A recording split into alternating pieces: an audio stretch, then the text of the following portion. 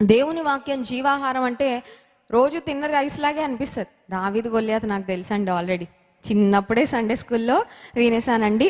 ఇంకా కొత్తగా నేర్చుకోవడానికి ఏమీ లేదండి అని మనసును మూత పెట్టి కూర్చున్నాం అనుకోండి, దేవుడు ఏం మాట్లాడాడు.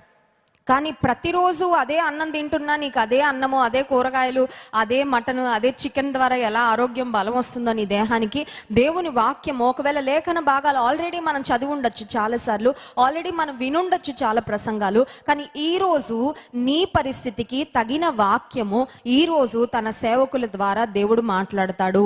ఆమేన్.